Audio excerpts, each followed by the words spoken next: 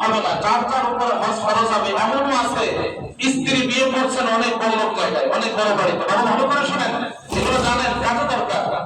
আমার চাচি জানের বাড়িতে অনেক অনেক সম্পত্তি আছে, বাবার বাড়ির সম্পদ পাইছে অনেক, কিন্তু আপনি গরিবের সন্তান ছিলেন, এরকম আছে না নাই?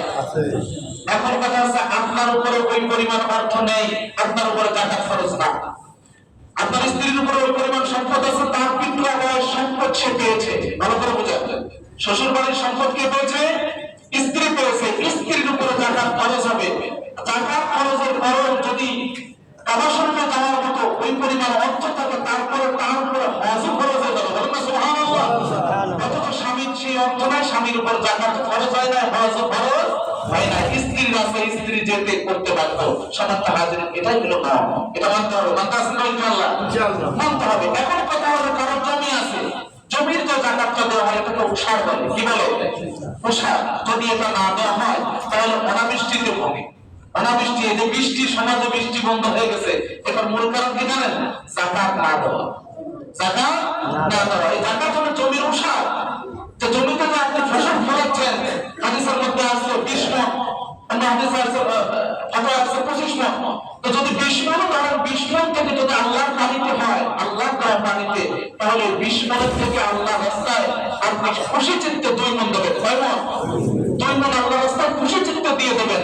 এটা হলো ধানের জাকাত, ফসলের জাকাত। যদি আপনি না দেন তাহলে আল্লাহ রাসূল স্পষ্ট হাদিসের মধ্যে বলছেন, স্পষ্ট হাদিসের মধ্যে আসছে, আল্লাহ রাসূল সাল্লাল্লাহু আলাইহি ওয়াসাল্লাম বলছেন যে যদি এই কাজ তারা না করে, সুনান ইবনে মাজাহ শরীফের হাদিসের মধ্যে আসছে, যদি তারা না করে তাহলে আল্লাহ রাব্বুল আলামিন ওই যে জমিনের যে বিপদ আপদ রোগ ব্যাধি আছে না, ফসলের দেখা যাচ্ছে অনেকে পোকায় খাইছে, হুজুর আমার এত ওষুধ দিচ্ছি কিন্তু বেগুনের পোকা দমানো যাচ্ছে না। এই যে 1000 বছর আগে নবী সাল্লাল্লাহু আলাইহি ওয়াসাল্লাম বলে গেছেন, সুবহানাল্লাহ বলবেন না? জমির যে জাকাত, এটা না দেওয়ার কারণে আপনার জমিতে যে পোকা লাগে, ফসল নষ্ট হয় বা ব্যবসার ক্ষতি হচ্ছে, এটার মূল কারণ হচ্ছে আপনি জাকাত দিচ্ছেন না। পক্ষান্তরে আল্লাহ শাস্তি হিসেবে জমিনে অনাবৃষ্টির ব্যবস্থা করেন। যদি জমিনে পশু পাখি আর প্রাণীগুলো না থাকতো তাহলে আল্লাহ বৃষ্টি দিয়া একেবারে বন্ধ করে দিতেন। সকলে বলেন নাউজুবিল্লাহ। এই জন্য আল্লাহ রাসূল সাল্লাল্লাহু আলাইহি ওয়াসাল্লাম বলছেন যে তোমরা কি করো, আল্লাহ পাকের ভয়ে খুশি চিত্তে তোমরা তোমাদের যে সম্পদ আল্লাহ তাআলা দিয়েছেন তার থেকে খুশি চিত্তে আল্লাহর রাস্তায় দান করবে, বলেন সুবহানাল্লাহ। এখন আমাদের যাদের সম্পদ আছে, আমরা সকলেই বিবেকবান মানুষ, এত ওয়াজের লাগে না। একজনের টাকা নাই, তাই বলে কিছু দান করবে না? এবার যাদের ওই পরিমাণ অর্থ নাই তাদের একটু বলবো, যাদের ওই পরিমাণ টাকা নেই তারা কি দান করবে না? হ্যাঁ, তারা অবশ্যই দান করবে, তবে তাদের উপরে আল্লাহ পাকের শরীয়ত আইন হক নাই। তারা কি করবে? খুশি চিত্তে, খুশি চিত্তে দান করবে, ডান হাতে দান করবে, অথচ বাম হাতে টের পাবে না। এই সমস্ত ব্যক্তিগুলো আল্লাহর কাছে অতি পছন্দনীয়। আল্লাহ রাসূল সাল্লাল্লাহু আলাইহি ওয়াসাল্লাম বলেছেন যে ব্যক্তি ডান হাতে দান করে, মানে গোপন দান, তার উপর দান ফরজ হয়নি, তার উপর দান আবশ্যক নয়। মানুষ দান করলে তাকে বলবে যে দেখো টাকা নাই, পয়সা নাই, দান করবে, এরকম বিভিন্ন রকমের কথা তার বলতে থাকে। এই জন্য আল্লাহ রাসূল সাল্লাল্লাহু আলাইহি ওয়াসাল্লাম বলেছেন যে ব্যক্তি ডান হাতে দান করে অথচ বাম হাতে টের পায় না, ওই ব্যক্তি, যে ব্যক্তি জানিয়ে দান করলো, মানুষকে জানিয়ে জানিয়ে দান করলো, আর যে ব্যক্তি প্রকাশ্য গোপনে দান করলো তার থেকে বেশি মর্যাদাবান হয়ে যাবে, বলেন সুবহানাল্লাহ।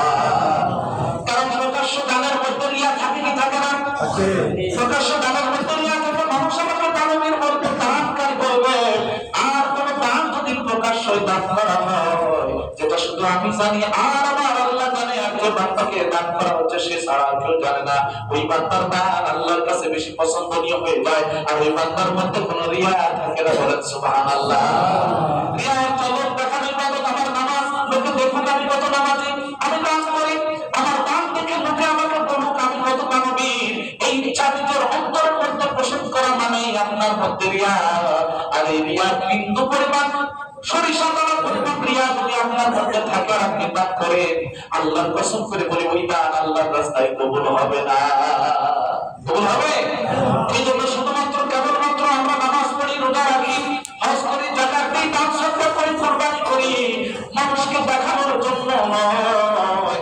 আমরা শুধুমাত্র কেবলমাত্র আল্লাহর খুশির জন্য এগুলো করে থাকি, জোরে বলেন ঠিক কিনা?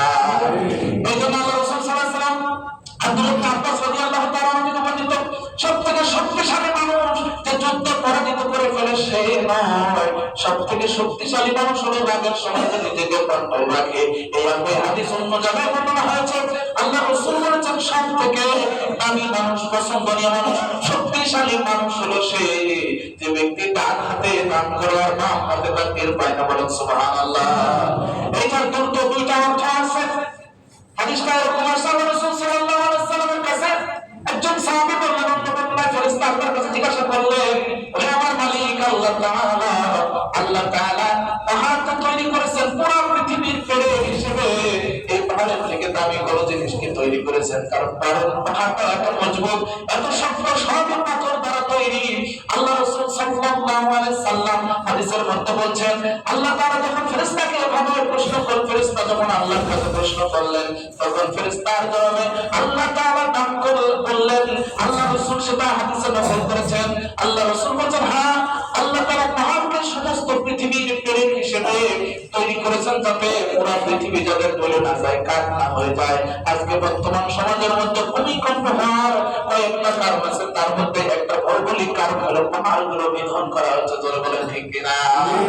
আমার বাবার ভাইয়ের জন্য প্রশ্ন করা হলো, ইয়া রাসূলুল্লাহ, ইয়া হাবিবাল্লাহ, পাহাড় থেকে শক্তিশালী কোনো জিনিস আছে নাকি গো নবীজি? না। আল্লাহ রাসূল সাল্লাল্লাহু আলাইহি ওয়াসাল্লাম বলেন, হ্যাঁ পাহাড় থেকে শক্তিশালী জিনিস আছে, সেটার নাম হলো লোহা। বলেন সুবহানাল্লাহ। কারণ পাহাড় পাথর যত শক্তিশালী হোক না কেন, লোহার হাতুড়ি দিয়ে যদি জোরে আঘাত করা হয়, মুহূর্তের মধ্যে শক্ত পাথরগুলো ভেঙে চৌচির হয়ে যায়, যেটা আমরা চোখে দেখে থাকি। জোরে কোন ঠিক কিনা? তখন আল্লাহ রাসূল সাল্লাল্লাহু আলাইহি ওয়াসাল্লাম বলেন, ইয়া রাসূলুল্লাহ, হাবিবাল্লাহ, রাসূলের কাছে প্রশ্ন করলেন, তাহলে লোহা যে আল্লাহ তৈরি করেছেন, লোহার থেকে শক্তিশালী কোন জিনিস কি আছে নাকি? আল্লাহ রাসূল সাল্লাল্লাহু আলাইহি ওয়াসাল্লাম বললেন, ও আমার সাহাবী শোনো, লোহার থেকে আরো কঠিন শক্তিশালী, আরো বেশি শক্তিশালী আল্লাহ একটা জিনিস তৈরি করেছে, ওই জিনিসটার নাম হলো আগুন। বলেন সুবহানাল্লাহ। লোহা যতই শক্তিশালী হোক না কেন, আগুনের মধ্যে দেওয়ার সঙ্গে সঙ্গে দেখবেন কামাররা যখন লোহা দিয়ে তাগুতি খুঁটা কোরআন তৈরি করে, আগুনের মধ্যে দেওয়ার সঙ্গে সঙ্গে যত কঠিন লোহাই হোক না কেন, মুহূর্তের মধ্যে সে তাগুতি খুঁটা পরিণত হয়ে যায়, গলে যায়। বলেন সুবহানাল্লাহ। সাহাবী আমার বলেন, ইয়া রাসূলুল্লাহ, ইয়া হাবিবাল্লাহ, তাহলে আগুনের থেকে কি শক্তিশালী কোনো কিছু আছে নাকি? আল্লাহ রাসূল বলেন, হ্যাঁ আগুনের থেকে শক্তিশালী একটা জিনিস আমার আল্লাহ তৈরি করেছেন, সেটার নাম হলো পানি। বলেন সুবহানাল্লাহ। আগুন যত প্রখর হোক না কেন, পানি যদি ঢেলে দেওয়া হয়, ওই প্রখর আগুনও সাথে সাথে শীতল ঠান্ডা হয়ে যায়। বলেন সুবহানাল্লাহ। আগুন নিভে যায়।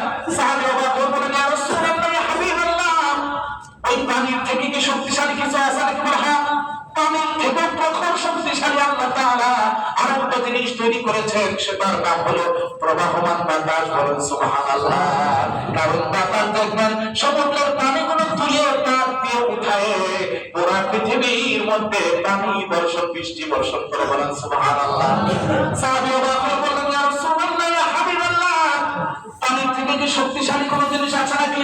আল্লাহ রাসূল সাল্লাল্লাহু আলাইহি ওয়াসাল্লাম সাহাবীর কথা বলেন, হ্যাঁ হ্যাঁ, পানির থেকেও শক্তিশালী জিনিস আছে, পানির থেকেও শক্তিশালী, এত যে শক্তিশালী পাহাড়, লোহা, আগুন, বাতাস, সব থেকে শক্তিশালী হলো ইমানদার মুসলিম মানুষ। ওই ব্যক্তি, যে ব্যক্তি আল্লাহর দেওয়া সম্পদ থেকে রাতের আধারে ডান হাতে দান করে আর বাম হাতে টের পায় না, এই ব্যক্তি এই চার কিছু বললাম সব থেকে বেশি শক্তিশালী মানুষ।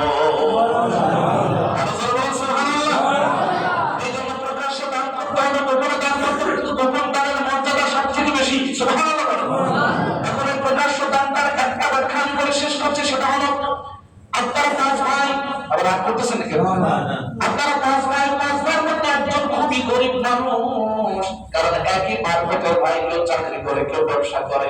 আর একজন এত গরিব, 5-6টা সন্তান নিয়ে চলতে পারে না, রিক্সা যে চালাবে বংশ মর্যাদার কারণে তাও পারে না। জোরে কোন ঠিক কিনা?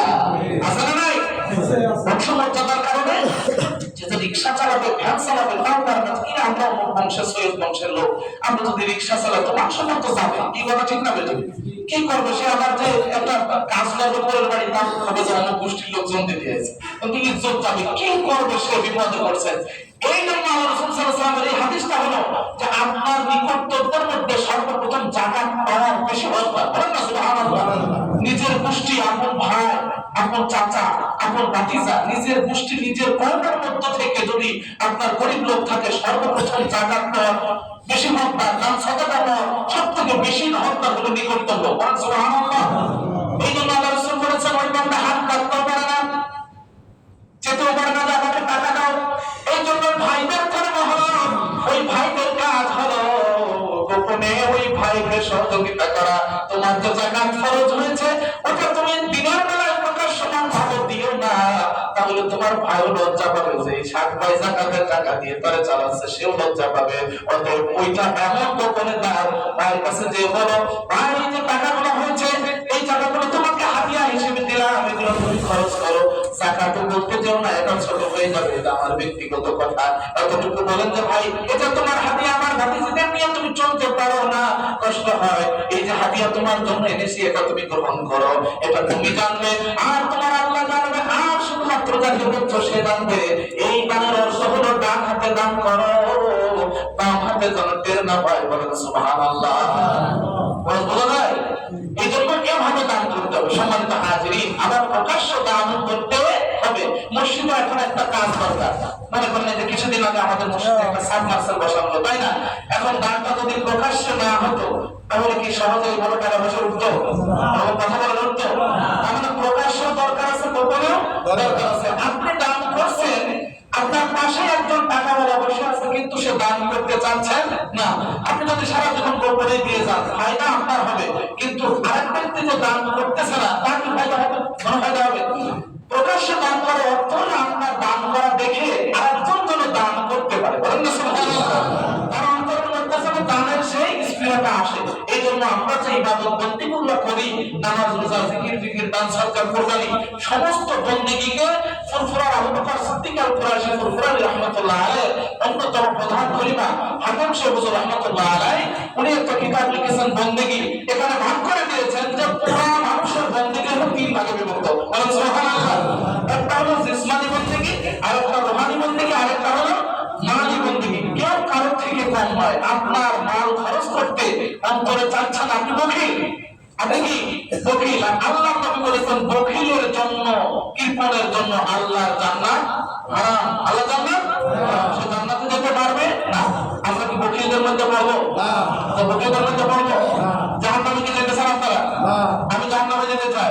আমরা সবাই জান্নাতে যেতে চাই। কথা ঠিক না?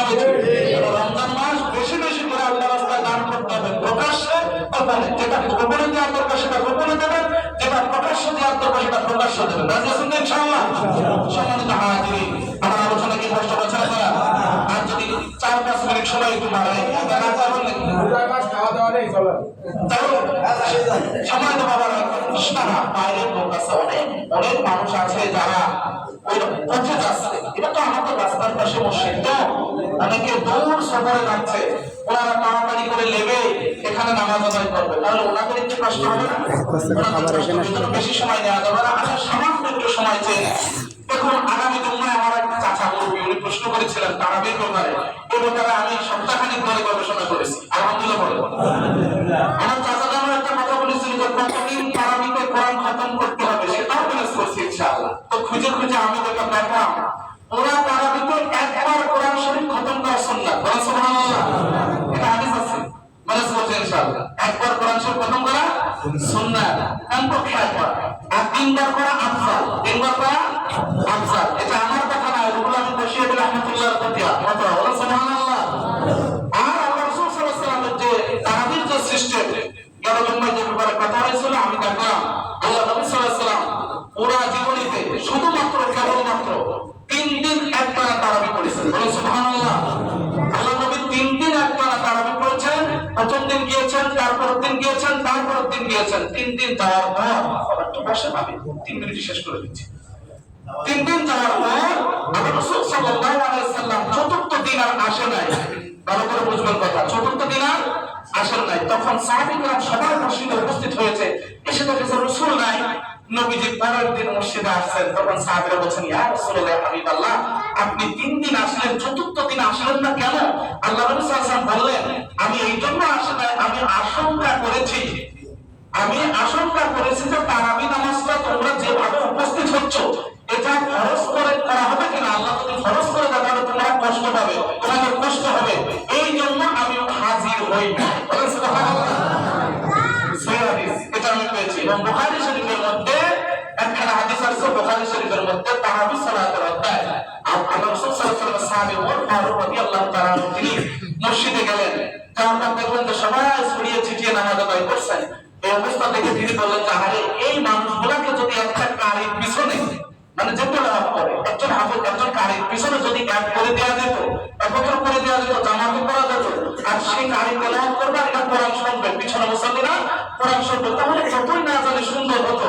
এরপরে আল্লাহ রাসূল সাল্লাল্লাহু আলাইহি ওয়াসাল্লামের সাহাবী ওমর রাদিয়াল্লাহু আনহু একজন কারি উবাই বিন কাব রাদিয়াল্লাহু তাআলা আনহুকে ইমাম হিসেবে নিযুক্ত করে সেখানে তার পিছনে লাগায় দিলেন। বলে সুবহানাল্লাহ। এই হাদিসে কোন রাকাতের সংখ্যা উল্লেখ নাই। বলে সুবহানাল্লাহ। কোন রাকাতের সংখ্যা উল্লেখ নাই। বুখারী শরীফ প্রথম খণ্ড 156 পৃষ্ঠা, কত পৃষ্ঠা? 156 পৃষ্ঠা 3 নম্বর টিকার মধ্যে আছে। মূল কিতাবটা অনেক বড়, আমি একা একা নামাজ পড়তে সাথে আমার সম্ভব না, তো আমি 3টা কিতাব সাথে নিয়ে আসলাম, 3টা হাদিস শুধু পড়ে শেষ করব, টাইম নিচ্ছে না বেশি। তো তিনি কি করলেন, এই হাদিসের মধ্যে আছে মুসান্নাফে ইবনে আবি শাইবা, তিনি কে জানেন? ইমাম বুখারীর দাদা উস্তাদ, যখন ইমাম বুখারীর জন্মই হয়। বলুন সুবহানাল্লাহ। তিনি একটা হাদিস নোট করেছেন এবং তার উস্তাদের উস্তাদ, আমাদের মাযহাব কয়টা? আমরা কাজ করব কয়টা? চার মাযহাব আমরা যেটা ইমাম আযম বলি, তার নাম কি? আবু হানিফা রাহমাতুল্লাহ। 2 নম্বর ইমাম শাফি, 3 নম্বর ইমাম মালিক। ইমাম মালিকের লেখা কিতাব যদি থাকে তাহলে ওইখান থেকে যেটা আছে এটা আমাদের দেখতে কোনো সমস্যা আছে নাকি? না। ইমাম মালিক রাহমাতুল্লাহ আলাইহি প্রথম যিনি হাদিসের কিতাব আবু হানিফার পরে লিখছিলেন, এই যে কিতাব মুওয়াত্তা ইমাম মালিক। বুখারী, মুসলিম, তিরমিজি, আবু দাউদ, নাসাই পৃথিবীতে কোন মুহাদ্দিসের জন্মই হয়নি শেষ সময়। বলুন সুবহানাল্লাহ। কোন বুখারী শরীফ বুখারীর জন্ম হয়নি, তার বহু পরে ইমাম বুখারীর জন্ম, বহু পরে, কমসে কম 200-150 বছর, 150 বছরের উপরে হবে ইমাম বুখারীর জন্ম। সেখানে স্পষ্ট একখানা হাদিস এখানে নোট করা হয়েছে, আমি ভেঙে রেখেছি। রাসূল আকরাম সাল্লাল্লাহু আলাইহি ওয়াসাল্লামের সাহাবী হযরত ওমর রাদিয়াল্লাহু তাআলা থেকে বর্ণিত যে তারাবির কথাটা আমরা সচরাচর বলে থাকি, আমাদের ভারত, বাংলা, পাকিস্তানে চালু আছে। আসলে বিষয়টা কতদূর কি দেখেন, এখানে স্পষ্ট হাদিসের মধ্যে রয়েছে, আমি তাকে লিখেছি, সেখানে স্পষ্ট বলা হচ্ছে মান মালিক বিন ইয়াসিদ রাদিয়াল্লাহু তাআলা আনহু ক্বালা কানা নবী সাল্লাল্লাহু আলাইহি ওয়াসাল্লাম ইয়াকুমু ফি জামানি উমর ইবনে আল-খাত্তাব রাদিয়াল্লাহু তাআলা ফি রমাদান বি 23 রাকাতান। বলেন সুবহানাল্লাহ। তিনি বলেন, ইমাম মালিক ইবনে ইয়াসিদ রাদিয়াল্লাহু তাআলা থেকে বর্ণিত, তিনি বলেন রাসূল সাল্লাল্লাহু আলাইহি ওয়াসাল্লাম সাহাবী হযরত ওমর রাদিয়াল্লাহু তাআলার জামানায় খেলাফত কালে রমজানে আমরা 23 রাকাত নামাজ আদায় করতাম, 20 রাকাত তারাবি এবং 3 রাকাত ওতর আদায় করতাম। বলেন সুবহানাল্লাহ। এটা হযরত সরাসরি হযরত ওমর ফারুক রাদিয়াল্লাহু তাআলা রাওয়ায়া, যেটা বুখারী শরীফ লেখা হয়নি, বুখারীর অনেক আগে লেখা হয়েছে। এখন কথা হলো যে আমরা এই যে হাদিসের উপর আমল করে আসছি, এই ব্যাপারে কি আগুন নিদর্শন বা অন্য কোনো কিছু আছে? ভারত, বাংলা, পাকিস্তানের একজন শাইখুল হাদিস ছিল, হাফিজুল হাদিস, তার নাম কি জানেন? রুহুল আমিন বশিরী রাহমাতুল্লাহ আলাইহি। 1 লক্ষ হাদিস তার মুখস্থ ছিল। একটু ভালো করে বলবেন সুবহানাল্লাহ। রুহুল আমিন বশিরী রাহমাতুল্লাহ 1 লক্ষ হাদিস মুখস্থ ছিলেন। যাকে বলা হয় মানে মুনাজারা আহলে সুন্নাত ওয়াল জামাত। তার সাথে বহসে বা যে কোনো বিষয় তার কাছ থেকে অন্যান্য মাযহাবের লোকজন ফতোয়া নিয়েছে। সে রুহুল আমিন বশিরী রাহমাতুল্লাহ যে মাজমুউল ফতোয়া, মাজমুউল ফতোয়ার মধ্যে স্পষ্ট সেখানে 4টা হাদিস নোট করা আছে, আমি 2টা বলতেছি। সেটা হলো এরপর সাহাবাত ইবনে ইয়াসিদ রাদিয়াল্লাহু তাআলা আনহু থেকে, আমি আরবিটা পড়তেছি না, তিনি বলেন নিশ্চয় সাহাবায়ে কেরাম হযরত ওমর রাদিয়াল্লাহু তাআলা এবং আলী রাদিয়াল্লাহু তাআলার খেলাফত কালে, কার খেলাফত কালে? ওমর এবং আলী রাদিয়াল্লাহু তাআলার খেলাফত কালে 20 রাকাত তারাবি এবং 3 রাকাত ওতর করতে। বলে সুবহানাল্লাহ। এই ব্যাপারে তিনি আরো বলেছেন, মূল কথা হলো রমজানের 30 রাকাত 20 রাকাত তারাবি এবং 3 রাকাত ওতর সর্বসম্মতিক্রমে ওমর রাদিয়াল্লাহু তাআলার হুকুম দ্বারা প্রচলিত হয়েছে এবং এর দ্বারা সাহাবায়ে কেরামের ইজমা উত্তম হয়ে গেছে। বলেন সুবহানাল্লাহ। তারপর সমস্ত সাহাবীদের উত্তমের ইজমা হলো 20 রাকাত তারাবি, 3 রাকাত ওতর আদায় করা। বলেন সুবহানাল্লাহ। এখন আমরা যে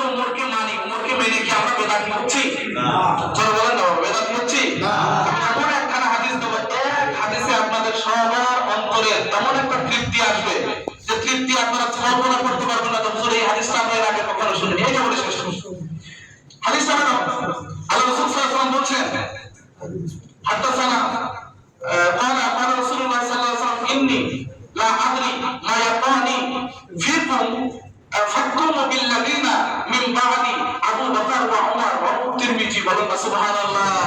হাদিসের ইবারত হলো হযরত হুযায়ফা রাদিয়াল্লাহু তাআলা বলেন রাসূল সাল্লাল্লাহু আলাইহি ওয়াসাল্লাম আমাদেরকে বলেন আমি কতদিন তোমাদের মাঝে থাকবো তা জানি না। কে বলছেন?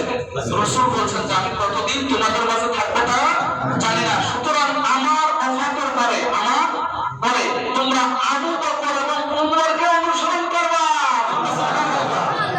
আবু বকর এবং উমরকে অনুসরণ করো। মিশকাতুল মাসাবি হাদিসের মানসুরি। সম্মানিত হাজিরিন, তাহলে আমরা সেই উমরকে অনুসরণ করতেছি তার ধারাবাহিকতায় এখনো সেভাবেই চলে আসছে।